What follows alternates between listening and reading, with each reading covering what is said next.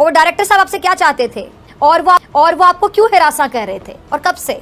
वो मुझे first year से लेके हिरासा कर रहे थे और उसके बाद वो जिंसानी ताउन रखना चाहते थे। नुसरत साहब क्या हो रहा है, मतलब मेडिकल यूनिवर्सिटीज में तो ये पहला वाकया तो है नहीं, और सिर्फ मेडिकल यूनिवर्सिटीज में नहीं है, ये हर यूनिवर्सिटीज में, मुख्तलिफ कराची यूनिवर्सिटी में, इसी तरह स्कूलों में बच्चियां तो बच्चियां है ना, लेकिन लड़के भी बताते हुए डरते हैं। I am sorry for my words, मतलब मुझे गुस्सा आ रहा है। आप देखें ना कि आप अपनी लिमिट्स पे रहे, आप अपनी बाउंड्रीज में रहे, आप क्रॉस करें, मतलब अपनी औकात में रहे आप। कि आपके साथ जो बाकी डॉक्टर्स वहाँ पे पढ़ रही थी, स्टूडेंट्स, उनके साथ भी किसी के साथ इस किस्म की बातें की जा रही थी? वैसे तो सारों के साथ हरासमेंट ये होती आ रही है। तो हमारा ये सिंध जो है ना, हमारे सिंध में, पाकिस्तान में तो दूसरे। मोहम्मद बिन सलमान ने पाकिस्तान से सबसे बड़ा मुतालबा कर दिया है और इस सब के अंदर जो इम्पॉर्टेंट रोल है वो पाकिस्तान की मिलिट्री, पाकिस्तान की एसएसजी कमांडोज और पाकिस्तान की फजाइया प्ले करने जा रहे हैं।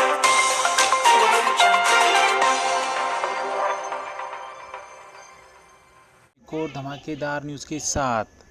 जी हाँ दोस्तों, आप इस वीडियो में देख पाओगे पाकिस्तान कभी सुधरेगा नहीं अपनी हरकतों से। अभी हाल फिलहाल पाकिस्तान के कॉलेज में, यूनिवर्सिटी में इतने गंदे गंदे वाक़यात हो रहे हैं जिसे सुनकर आपके रूह दहला उठ जाएंगे।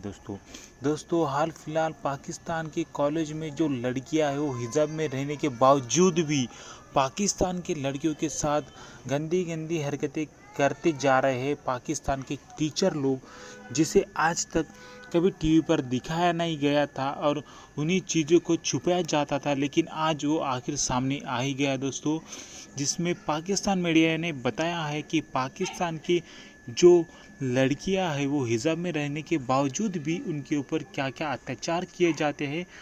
इसका खुलासा आज पाकिस्तानी मीडिया ने इस वीडियो में किया है दोस्तों। तो दोस्तों पूरी जानकारी के लिए आप इस वीडियो को लास्ट तक जरूर देखिएगा, यह बहुत ज़्यादा इंटरेस्टिंग होने वाला है। हम आपको मिलेंगे नेक्स्ट वीडियो के साथ नेक्स्ट डे पर। धन्यवाद। तशद्दुद साबित भी हो गया था, से ये इल्ज़ाम भी लगाया गया था कि जी यूनिवर्सिटी में लड़कियों को ज़्यादती के बाद कत्ल कर दिया जाता है और ज़्यादती के बाद कत्ल की जाने वाली लड़कियों की लाश को पंखे से लटकाकर खुदकुशी का रंग दिया जाता है। अच्छा, एक और जो वाक़या आपको पता है, डॉक्टर नौशीन शाह की मुबैना जो खुदकुशी का केस था, उसमें भी जो DNA की रिपोर्ट है उसने आम सवालात उठा दिए, जबकि दोनों की लाशें अलग अलग मेडिकल कॉलेज से मिली हैं। डॉक्टर परवीन, सबसे पहले मैं जानना चाहूँगी कि जिन पर आपने इल्ज़ाम लगाया है, डायरेक्टर नर्सिंग डॉक्टर गुलाम मुस्तफ़ा, वो आपसे क्या चाहते थे और वो आपको क्यों हिरासा कर रहे थे और कब से? वो मुझे फर्स्ट ईयर से लेके हिरासा कर रहे थे और उसके बाद वो जिंसानी ताउन रखना चाहते थे, जिससे मैंने इनकार किया। इस वजह से मतलब उन्होंने मुझे हरासमेंट की। नुसरत साहब क्या हो रहा है, मतलब मेडिकल यूनिवर्सिटीज़ में लड़कियां बड़ा मेरिट अचीव करके जाती हैं डॉक्टर बनने के लिए, एक्स्ट्रा ऑर्डिनरी स्टूडेंट्स होते हैं जो इतने अच्छे मार्क्स लेकर वहां तक जाते हैं, फिर डॉक्टर बनते हैं, तो वहां पर अगर इस तरह के वाक़यात पेश आए, कैसे देख रही हैं आप? कितना अफसोस का मुकाम है। तो ये पहला वाकया तो है नहीं, और सिर्फ मेडिकल यूनिवर्सिटीज में नहीं है, ये हर यूनिवर्सिटीज में, मुख्तलिफ कराची यूनिवर्सिटी में आपको याद होगा कितने हरासा के वाकयात हुए, चीखों पुकार मची। इसी तरह स्कूलों में कई वाकयात ऐसे हैं जो हमें रिपोर्ट नहीं होते। लड़कियां बच्चियां, आपको खुद पता है कि खास तौर पर अब बच्चियां तो बच्चियां है ना, लेकिन लड़के भी बताते हुए डरते हैं। और मैं अपने रूम में बैठी थी, अचानक से आके उन्होंने दरवाजा लॉक किया और उसके बाद मेरा गला दबाया, मुझ पे तशद्दुद किया, मैं बाहर विंग में मारा गया, मुझे दीवारों पे मारा गया। डॉक्टर परवीन, ये जिन्होंने आप पर इतना ये तशद्दुद किया वो कौन थी? वो वार्डन थी। ये हॉस्टल की वार्डन आप पे तशद्दुद करती रही? जी, वार्डन तशद्दुद करती रही। किसके कहने पर?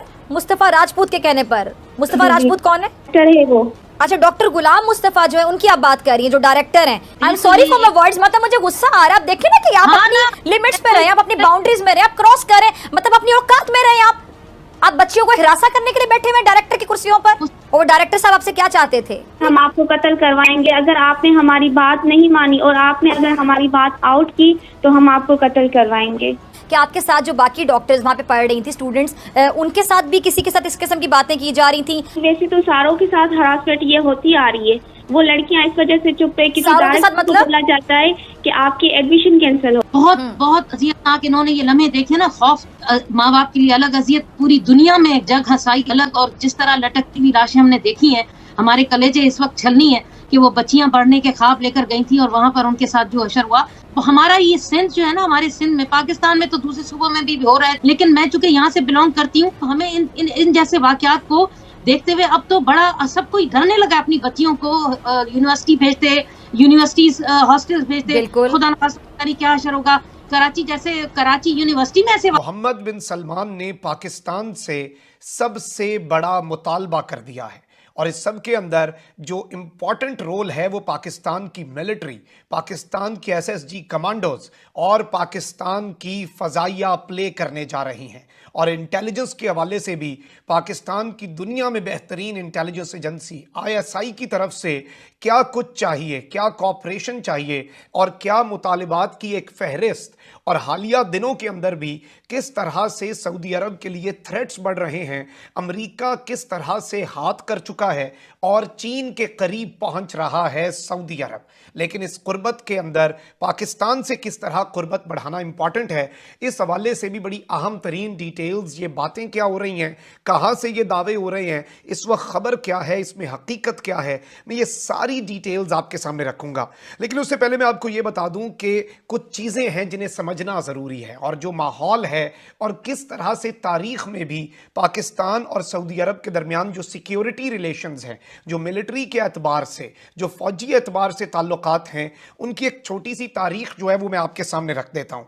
इस सब के अंदर पाकिस्तान की तरफ से सऊदी अरब को तारीख में, जब से सऊदी अरब के अंदर ये हुकूमत जो है और उसका क़याम हुआ है, एक्सटेंसिव सपोर्ट पाकिस्तान देता रहा है दो चीज़ों के अंदर, एक असलहा और दूसरा ट्रेनिंग।